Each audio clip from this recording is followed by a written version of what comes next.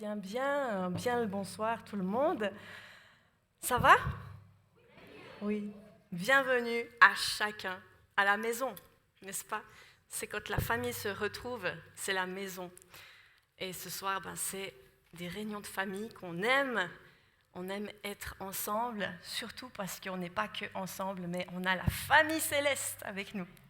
Le Père, le Fils, le Saint-Esprit, on n'est pas tout seul. Et puis ils ne viennent pas seuls, ils viennent avec l'armée céleste. Les anges sont là. Et ensemble, on sert le Seigneur, on lui offre un culte. Donc quand on est conscient du monde spirituel, du troisième ciel qui est ici, ça fait du bien aussi à la fois, ça nous fortifie. Merci Meryl pour ton introduction qui introduit merveilleusement ce message qui est sur mon cœur depuis plusieurs semaines, qui porte en fait sur les paroles. Le Seigneur voulait vraiment m'amener à avoir une méditation, une réflexion et à s'arrêter un moment sur la puissance des paroles, la puissance des mots, la puissance de sa parole avant tout.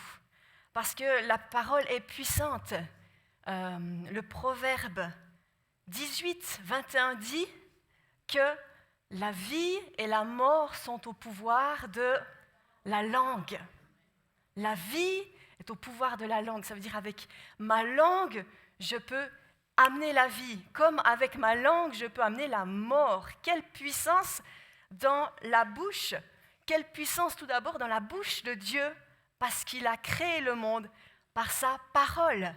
10 paroles, 10 commandements, 10 paroles pour créer le monde entier. Bien sûr, Genèse 1 nous parle de ces 10 paroles avec lesquelles il a créé le monde en 6 jours, nous y compris. Alléluia. Ensuite, il a eu un jour de repos.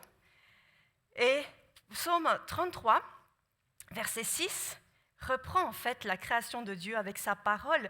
Je vous le dis, l'Éternel a parlé, les cieux ont été faits par la parole de l'Éternel, et toute l'armée des étoiles est née du souffle de sa bouche. Quelle puissance dans la bouche de l'Éternel, quelle puissance de création dans le souffle du Seigneur. Dans Psaume 68, 12, il est dit que le Seigneur, Adonai, dit une parole, et les messagères de bonnes nouvelles sont une grande armée. Une grande armée, c'est comme dans le psaume 33, où avec le souffle de sa bouche, l'Éternel a créé l'armée céleste, l'armée des étoiles, ici du ciel. Et avec sa bouche, la parole est donnée, l'armée est constituée.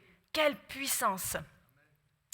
Ésaïe 55, 11, je vous lis quelques versets à propos de la parole. Ainsi en est-il, Dieu parle au travers du prophète Ésaïe, ainsi en est-il de ma parole qui sort de ma bouche. Elle ne retourne point à moi sans effet, sans avoir exécuté ma volonté et accompli mes desseins.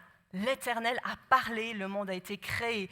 Sa parole ne retourne pas à lui sans avoir fait son effet. Dans Matthieu 8, c'est l'histoire de l'officier romain qui se présente à Jésus. L'officier romain, il est en dehors de la promesse de Dieu parce qu'il est païen. Il est en dehors du peuple d'Israël. Mais il a entendu qu'est-ce que Jésus fait. Et il avait un serviteur malade et il s'est approché de Jésus, ce Romain. Et il a dit, dis seulement un mot et mon serviteur sera guéri. Dis seulement Jésus un mot. Et la chose arrive parce que Jésus a la puissance. Mais cet officier romain l'avait compris parce que lui-même était dans cette autorité-là. Il dit, j'ai des hommes sous moi, je dis quelque chose, ils le font. Mais ce n'était pas seulement ce niveau d'autorité qu'il avait, au travers duquel il a eu accès à son miracle, c'était parce que lui-même était sous l'autorité de quelqu'un. Il connaissait la redevabilité, il était soumis à quelqu'un et il a compris le fonctionnement de Jésus, il a compris qu'il avait l'autorité pour parler à la maladie et que le malade serait guéri. Dis seulement un mot. Waouh, quelle autorité dans le puissant nom de Jésus. Alléluia. Dimanche passé, pas plus tard que dimanche passé, voilà que ça faisait plus de 24 heures que j'avais mal à un œil, l'œil droit. Comme autour de l'œil, j'avais toutes des douleurs aux muscles. Et puis ce matin-là, j'ai demandé à mes filles, on était seules ensemble, et j'ai dit, priez pour moi, libérez la guérison. Et une a commencé de prier, et je me suis dit, je savais mon message d'une semaine après, et je me suis dit, Claudia, et si ça marche? C'était pas de l'incrédulité de ma part, mais le fait de me dire que, dis un seul mot, et au même instant, hein, Matthieu 8,8 nous dit qu'au même instant, le serviteur a été guéri. Je me suis dit, si ça marche comme ça. Une de mes filles, a dit tout de suite, maintenant que la douleur parte. Amen. Ça lui a pris 5 secondes, hein, la première. J'ai rien senti partir. Elle dit Amen. Alors je touche. Il n'y avait plus rien. Il n'y avait plus de douleur. Que 10 secondes avant, j'avais mal. Plus rien ici. C'était parti. Je n'avais même pas remarqué. J'ai dû toucher pour dire. Je disais, mais les filles, ça marchait. Ouais. Non, mais ça a vraiment marché, quoi. La puissance dans la parole. Parce que la vie est au pouvoir de la langue. Hein?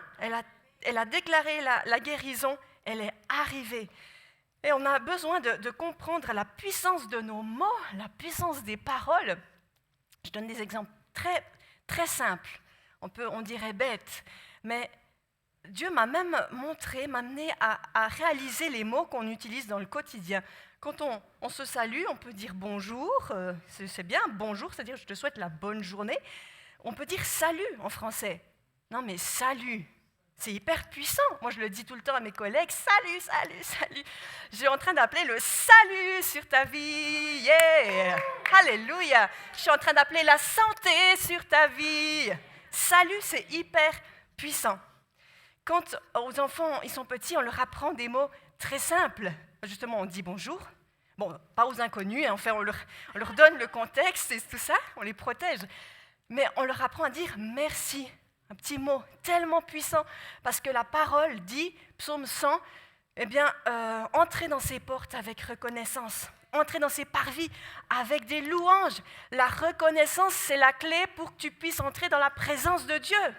Merci, c'est hyper important d'apprendre ces mots. Et quand je fais quelque chose et que tu me dis merci, ben moi, qu'est-ce que je pourrais répondre? Ben non, pas de rien. Est-ce que quelqu'un a une autre proposition? Avec plaisir, service. J'aime beaucoup service parce que ça veut dire que je reconnais que je t'ai rendu service. Je suis en train d'honorer ce que j'ai fait. Quand je dis de rien, au fond, sérieusement, je suis en train de dire c'était rien. Je suis en train de me dénigrer. On va loin, mais c'est ça quand même. De rien, pas de quoi. Pas de quoi d'en faire tout un plat. En fait, tu n'avais pas besoin de dire merci, c'est ça que ça veut dire. Mais quand je dis service, eh bien, je suis en train d'honorer ce que j'ai fait, je reconnais la valeur, puis je reconnais aussi que ça t'a fait du bien, que tu es contente, que tu es content de ça. Donc, je suis en train de te rejoindre quand tu me dis merci, service. Et on est en train de donner de la valeur à ça. L'importance, on entend beaucoup le verbe adorer. Mais pas beaucoup sur Jésus. Enfin, pendant le temps de louange, oui, mais autrement, c'est à tout moment, j'adore cette série, j'adore le chocolat, j'adore mon chat. Et attention aux mots qu'on utilise, parce qu'il y a des mots qui sont exactement créés pour représenter Dieu, qui appartiennent à Dieu. Alors si on commence de tout fourrer dans j'adore, on n'a plus rien pour dire à Dieu. Tu vas dire, oui, mais on adore avec notre cœur, et c'est ça qui, plus que le sacrifice des lèvres, il veut celui du cœur, etc. Oui, mais quelle place on est en train de donner quand on utilise ces mots comme ça couramment? Eh bien, la parole est tellement puissante. La parole dit un seul mot, la parole logos, c'est Jésus. Et la parole, elle est dans notre bouche, la parole a été faite chair, c'est Jean 1 qui le dit. Elle a habité parmi nous, pleine de grâce et de vérité. La parole est au service de la grâce, au service de la vérité. Éphésiens 4, 29 dit qu'il ne sorte de votre bouche aucune parole mauvaise, mais s'il y a lieu, quelques bonnes paroles qui servent à l'édification et communiquent une grâce à ceux qui l'entendent, la parole au service de la grâce et de la vérité. Colossiens 4, 6, que votre parole soit toujours pleine de grâce et assaisonnée de sel. Et nous, on y rajoute parfois du piment. Parole, sel. 1 Pierre 2, 21, 23, il est dit, Pierre dit au sujet de Jésus qu'il a souffert pour nous, nous laissant un exemple pour qu'on marche dans ses pas. Il donne l'exemple, il a dit, il n'a commis aucun péché, ses lèvres n'ont jamais prononcé de mensonge. Injurié, il ne ripostait pas par l'injure. Quand on le faisait souffrir, il ne formulait aucune menace, mais remettait sa cause entre les mains du juste juge. Il a pris nos péchés sur lui et les a portés dans son corps, sur la croix, afin qu'étant mort pour le péché, nous menions une vie juste. Il était injurié, il ne ripostait pas par l'injure.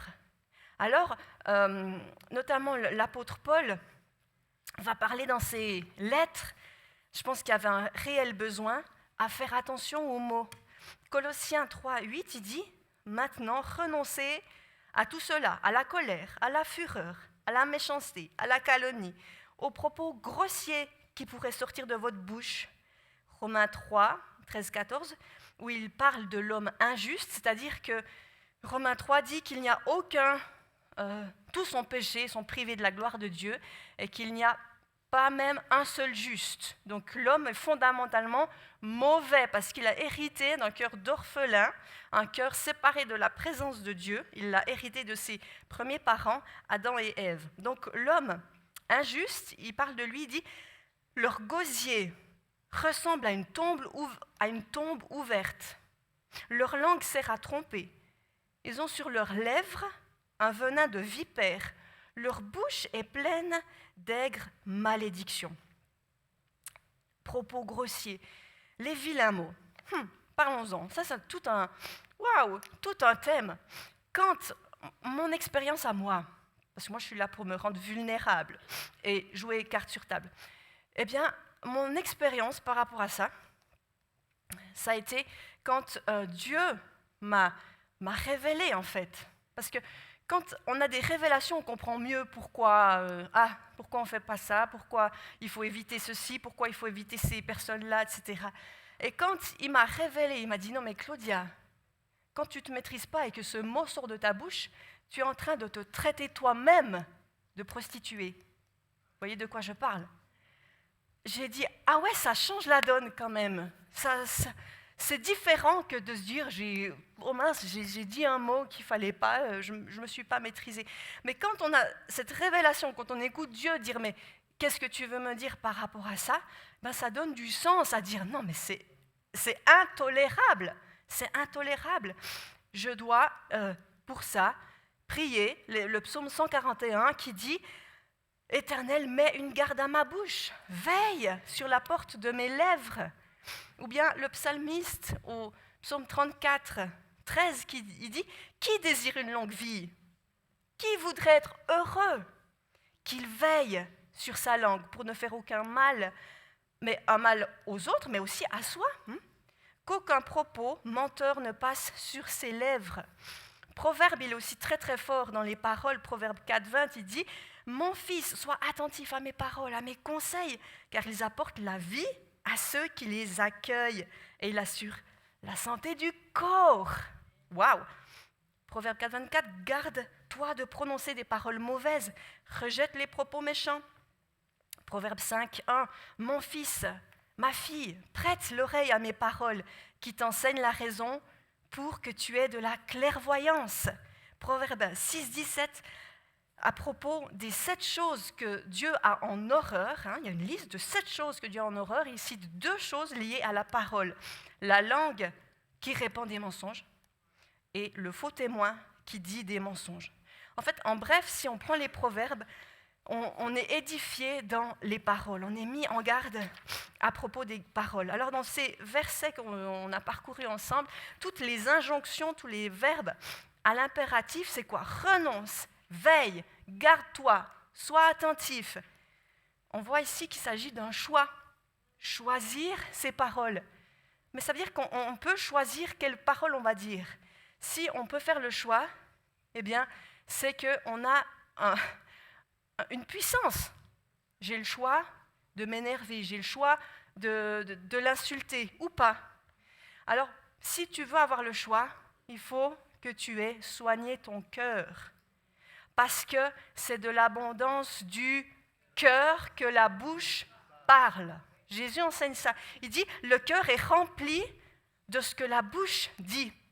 Jésus enseigne dans Matthieu, il dit que l'homme bon tire de bonnes choses de son bon trésor. L'homme mauvais tire de mauvaises choses de son mauvais trésor. Soigner son trésor. Ça, ce passage, c'est Matthieu 15. Non, ce n'est pas Matthieu 15, j'y viendrai après. Matthieu 12, voilà.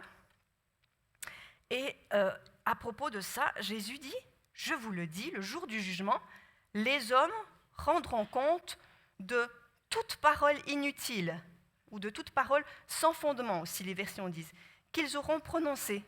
En effet, d'après tes paroles, tu seras justifié, et d'après tes paroles, tu seras condamné.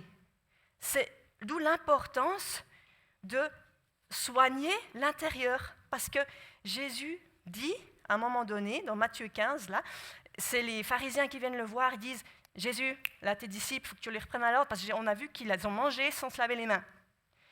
Jésus dit, ok, vos rituels, mais, l'importance, les amis, leur dit-il, c'est pas ce qui entre dans la bouche qui rend l'homme impur, parce que ça ressort par un autre trou.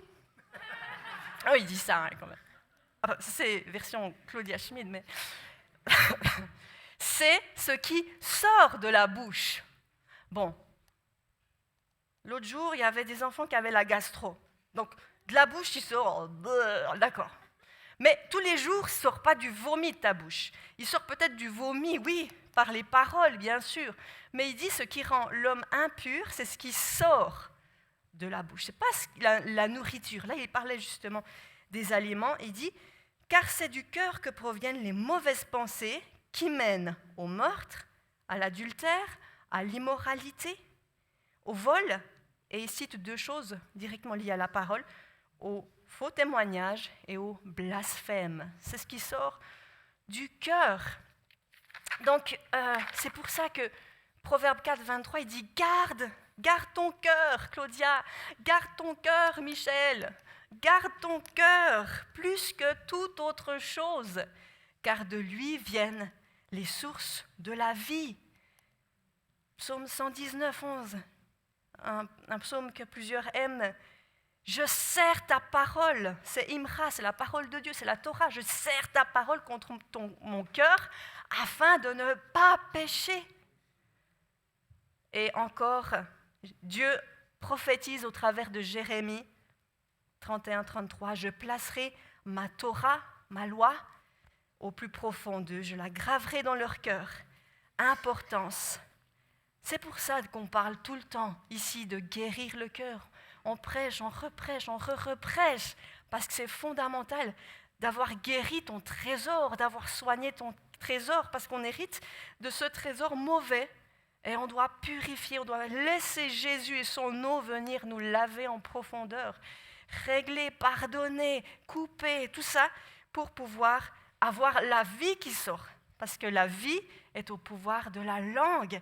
Et la langue, la bouche est remplie de ce que le cœur est rempli.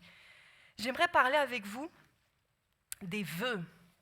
Les vœux, c'est des choses qu'on prononce et qui nous lient à cette parole. Mais c'est comme une promesse faite depuis un endroit d'amertume, un endroit de souffrance, un endroit de vengeance, de haine, un endroit où il n'y a pas la grâce de Dieu, où on ne se place pas sous la grâce de Dieu.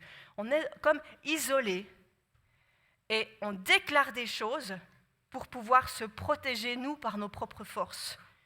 Ça, c'est l'orphelin. Mais la réalité, c'est qu'on a Dieu avec nous.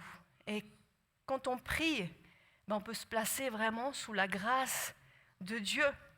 Alors, parfois, dans nos vies passées, on a pu dire des choses qui, en fait, nous ont liés. Parce que quand on fait les choses seul, on n'est pas seul. Le diable s'en mêle. Il vient et il nous lie aux paroles de mort. Donc, par exemple, les vœux, pour un petit peu illustrer, avoir une idée de qu'est-ce que ça veut dire. Un vœu, c'est, si je résume un vœu, c'est comme quelque chose qui commencerait par jamais.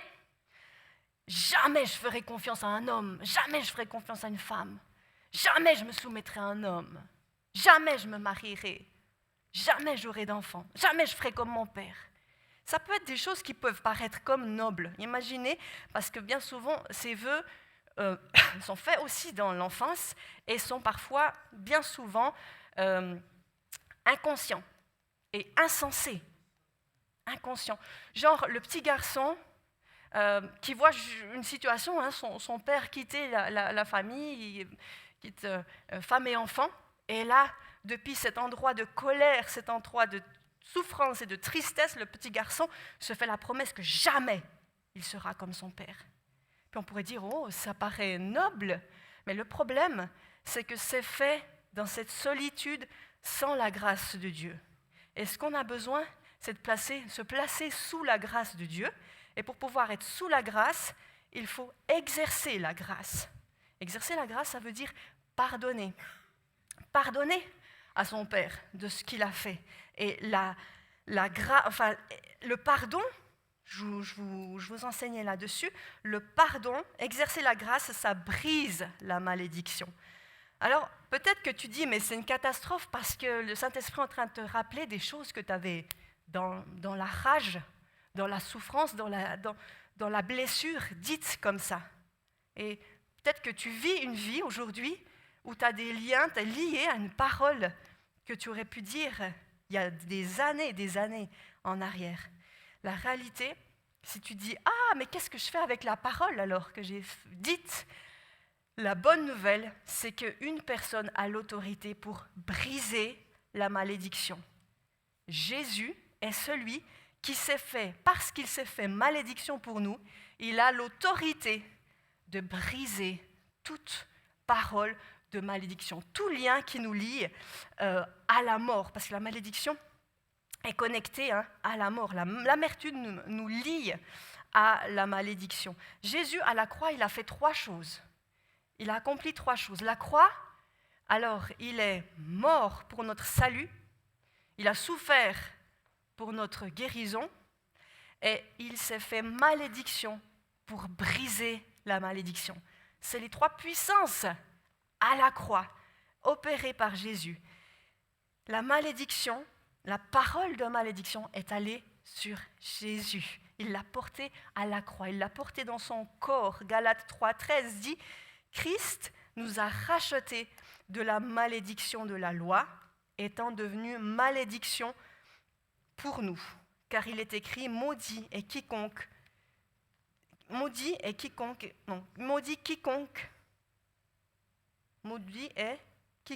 est pendu au bois. » Colossiens 2, 14, 15, il nous a pardonné toutes nos fautes. Il a effacé l'acte rédigé contre nous qui nous condamnait par ses prescriptions. Il l'a annulé en le clouant sur la croix. Il a ainsi dépouillé les dominations et les autorités et les a données publiquement en spectacle en triomphant d'elles par la croix. Le triomphe de la croix. Jésus a brisé la malédiction. Ça s'appelle de la délivrance. Il nous a délivrés de la mort, du salaire de la mort que nous méritions. Jésus, à la croix, dans ses dernières paroles, il a exercé la grâce. Il a dit « Père, pardonne-leur, car ils ne savent pas ce qu'ils font. » Jésus a libéré le pardon sur l'humanité.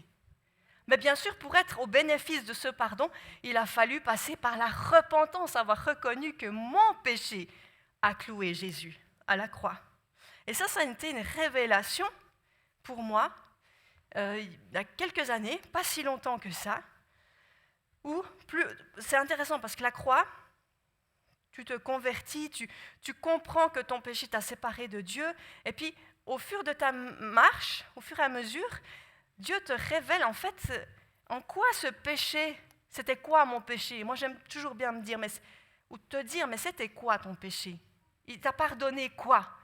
Certains vont dire, j'avais une vie tellement désordonnée, je détestais tout le monde, j'ai volé, j'ai tout ça, je suis peut-être même allé en prison pour ce que j'ai fait. Dieu a pardonné mon péché. Mais peut-être tu n'es pas allé en prison. Peut-être tu as eu une vie plutôt bien. Si on allait voir tes anciens professeurs, ils diraient, non, il n'y avait pas d'histoire. Jamais d'histoire avec lui, jamais d'histoire avec elle. C'était vraiment quelqu'un qui a filé droit. Mais il a pardonné quelque chose. Quel était mon péché? Et moi, j'ai eu une vision de me retrouver devant la croix comme Marie de Magdala. Et ce qui est intéressant dans ce moment-là, eh bien, mon cœur,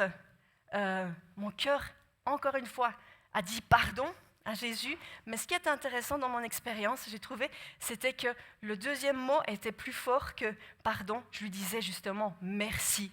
Parce qu'en fait, pardon pour mon péché, pardon parce que je t'ai cloué par mon péché, tu as dû aller à la croix, porter tout ça, tout ce que j'ai fait de mal, tout ce que j'ai pensé de mal. Mais en fait, même si j'avais voulu faire tout parfaitement, je n'aurais pas réussi. Donc oui, pardon, mais tellement reconnaissante. Merci Jésus, parce que tu es allé à la croix pour moi.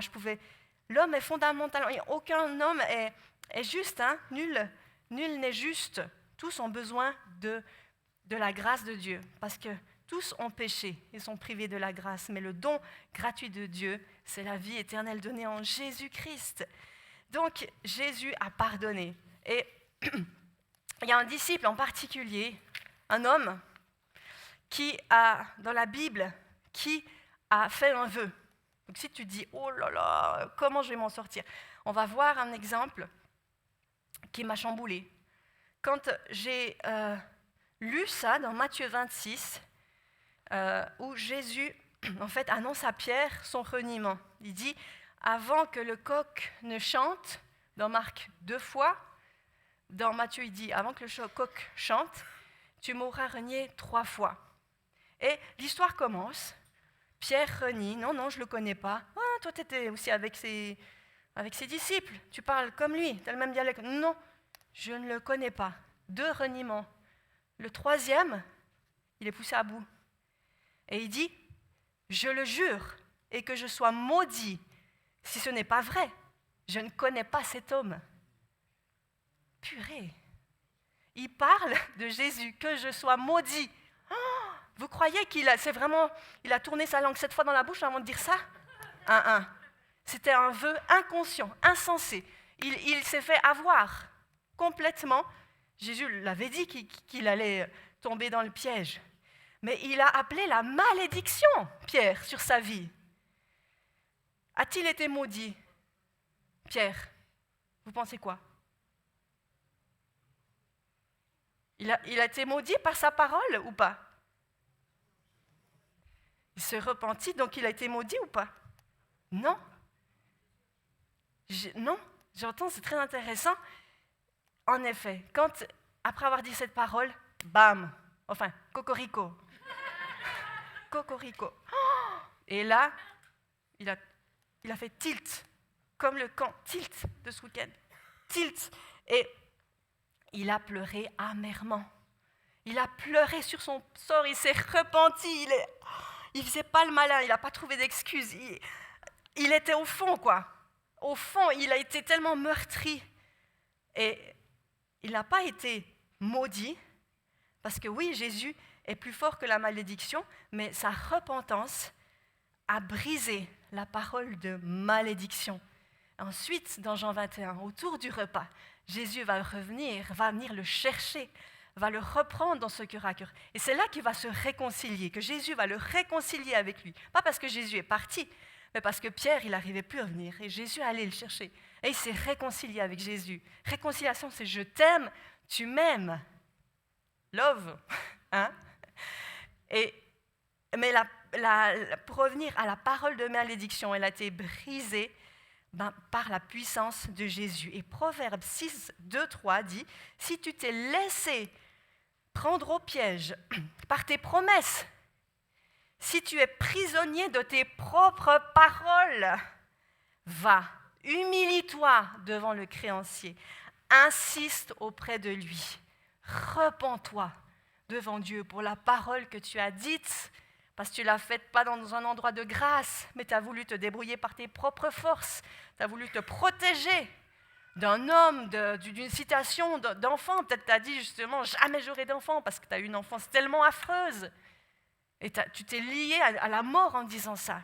Ben va, humilie-toi devant Dieu, et ton humilité va briser la puissance de cette parole, parce que les paroles sont puissantes. La vie et la mort sont au pouvoir de la langue. Je vous donne un témoignage personnel par rapport à un vœu que j'avais fait. En fait, il y a un mensonge, et suite au mensonge, un vœu a été prononcé. Enfin, je ne l'ai pas dit comme ça, mais en fait, il était là dans mon cœur. Et le vœu, en fait, c'était « Je ne veux pas survivre à ma maman ». Quand elle est morte, eh bien, j'ai comme réfléchi, et sur la base d'une connaissance, pas d'une révélation, d'une connaissance, un mensonge est venu. C'est-à-dire que je m'étais dit, quand elle est décédée, j'ai eu la connaissance, la réflexion que un fœtus dans le ventre de sa maman ne peut pas survivre à sa mère, mais il peut survivre à son père. Vous êtes d'accord? Si la maman meurt pendant la grossesse, l'enfant va mourir avec, il est dans le corps. Alors que si le père meurt, on a des témoignages de ça, eh bien l'enfant survit. C'est pas faux. C'était une connaissance. Mais du coup, le mensonge est venu. Bien sûr, j'étais plus un fœtus. J'avais 28 ans.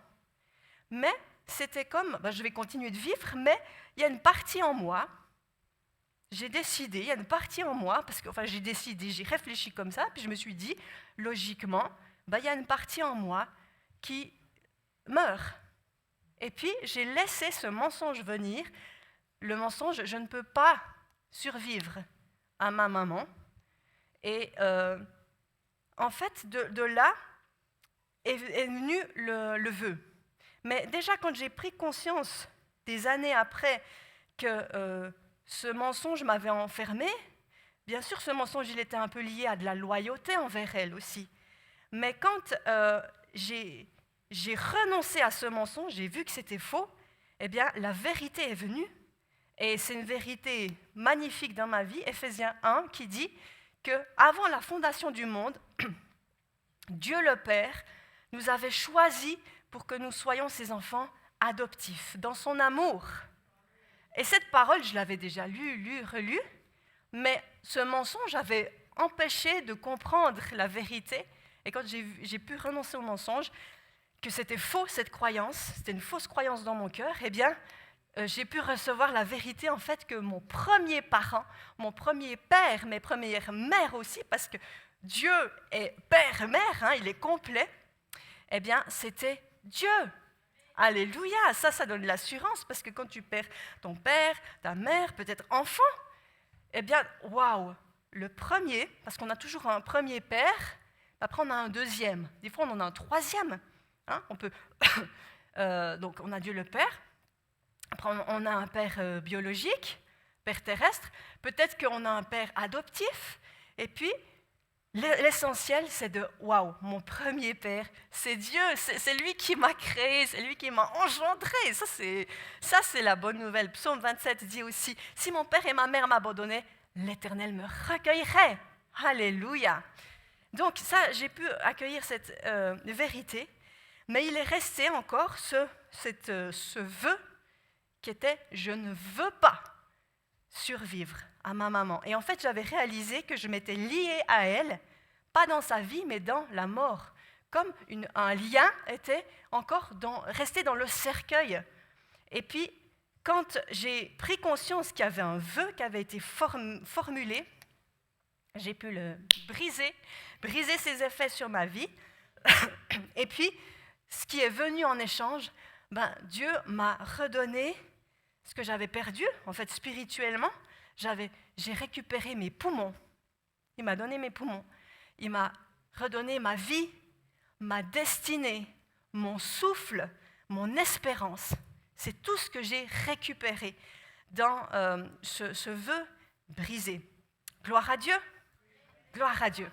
Alors, on va simplement, parce que c'est important de laisser Dieu nous montrer, de pouvoir lui demander, en fait, mais Jésus, est-ce que j'ai prononcé un vœu? Alors, on va fermer les yeux et simplement, parce qu'on est des enfants de Dieu et qu'on veut purifier nos cœurs, parce qu'on sait l'importance de garder nos cœurs, est-ce qu'il y a un vœu?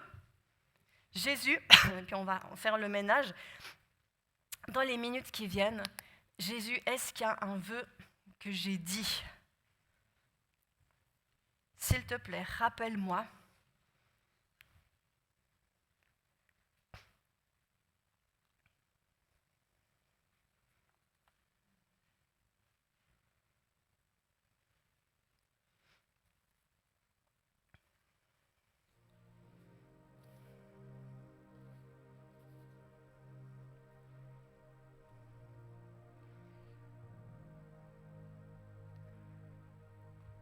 Revisite ces moments, Saint-Esprit, et mets-nous la lumière, s'il te plaît, sur une parole qui a été dite, qui est sortie comme ça.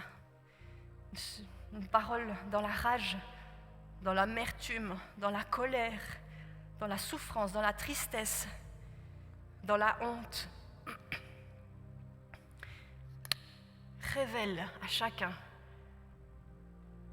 s'il y a une parole, un vœu, une parole de malédiction dans un endroit où tu n'étais pas.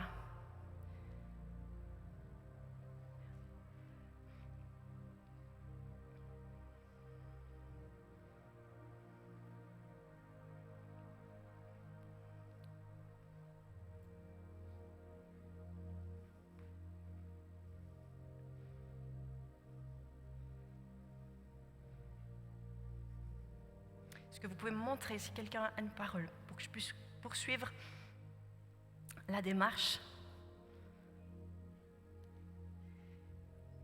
Comme ça, on peut faire les étapes ensemble. Alléluia. Merci, merci. Et puis je vais vous conduire dans la délivrance de ce lien.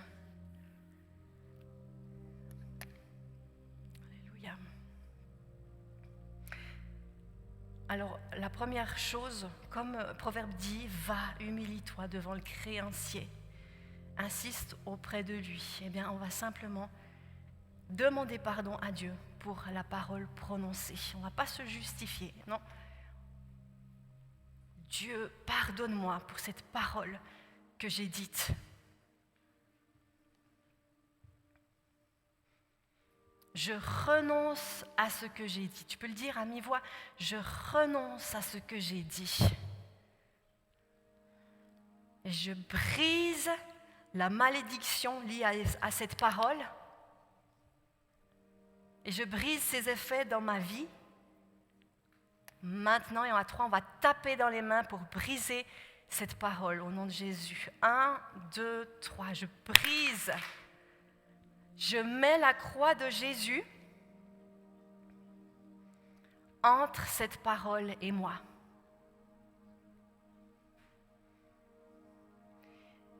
Et maintenant, lorsqu'on se délie de ça, on a besoin de se lier à Dieu. C'est toujours une histoire de on se délie, on se lie. Donc, comme on a fait ce vœu, moi je l'avais aussi fait de cet endroit de souffrance où j'avais décidé, moi, je ne veux pas survivre. Eh bien, on va se soumettre maintenant à la volonté de Dieu. Jusque-là, on s'était soumis à notre propre volonté. Mais on va dire, Dieu mon Père, je me soumets à ta volonté parfaite pour ma vie. Je me soumets à toi.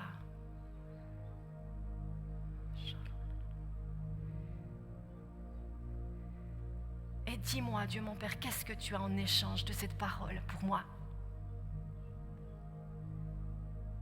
Et commence de recevoir ce qui remplace cette parole. Commence de recevoir ta bénédiction. Reçois. J'avais reçu mes poumons, mon souffle. Peut-être que tu reçois en retour la joie, la vie qui coule, l'espérance. Reçois simplement ce que Dieu est en train de te donner personnellement. Parce qu'il fait l'échange. Il t'a délié, il te lie à la vie. Alléluia. Alléluia.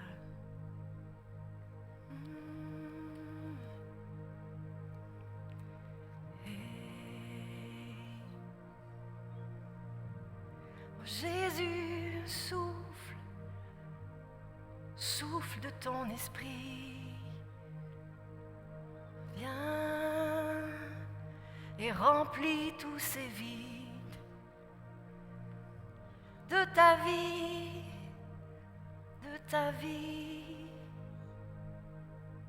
car tu es celui qui a payé le prix pour que je vive.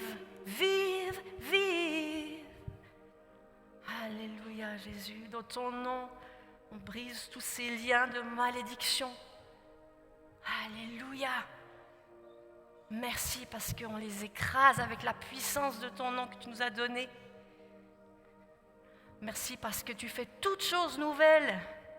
Ce verset qui dit les choses anciennes sont passées, tu fais toutes choses nouvelles, c'est tu es en train de faire toutes choses nouvelles. Pour qu'il fasse les choses nouvelles, il faut traiter. Et c'est ce qu'on fait. Alléluia, merci pour les chaînes qui tombent, Jésus. C'est ta puissance, c'est dans ton nom seul qu'on le fait, qu'on peut le faire. Et je prie, Seigneur, pour que nos paroles envers nous-mêmes soient pleines de bonté, pleines de grâce. Pleines de grâce, Jésus. Qu'on puisse déclarer, prophétiser sur nous qui nous sommes au travers de tes yeux. Et cesser ces auto-accusations, cesser ces dénigrements. Seigneur, on ne collaborera plus avec le diable, mais on parle la vérité sur nous. Je suis une créature merveilleuse. Je suis fils et fille de Dieu en qui il met toute son affection, toute sa joie. Alléluia.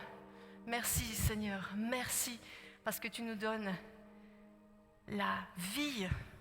La vie et la mort sont devant toi, dit le Seigneur dans Deutéronome. Mais choisis la vie. Pour lui, c'est pas égal.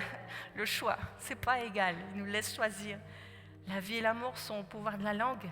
Mais Seigneur, merci parce que tu nous aides à choisir la vie. Encore dans nos paroles. Remplis nos cœurs, Seigneur, afin qu'on puisse déborder de la vie dans notre langage. À toi soit toute la gloire, Seigneur, pour ce que tu fais ce soir. Merci parce que tu prépares ton Église et tu la rends sans tache ni ride pour le jour de ton retour, Seigneur. On se tient devant toi, Seigneur, justifié par ta grâce. Waouh! Merci pour ton sang, Jésus. Merci pour la puissance de la croix ce soir, qui fait son œuvre pour ce sozo, ce délivrer, guérir, sauver que tu continues de faire. C'est la puissance de la croix qui continue d'agir. Merci pour ton sang qui n'a pas coulé en vain. Et ton sang parle beaucoup mieux que tous les vains discours, que tous les autres sangs, Jésus. Merci pour ce que tu as fait ce soir, ce que tu continues de faire dans nos profondeurs. Amen. Est-ce qu'on peut glorifier Jésus par un applaudissement? Lui donner toute la gloire, Jésus, toute la gloire à toi. Jésus. Alléluia. Alléluia. Amen.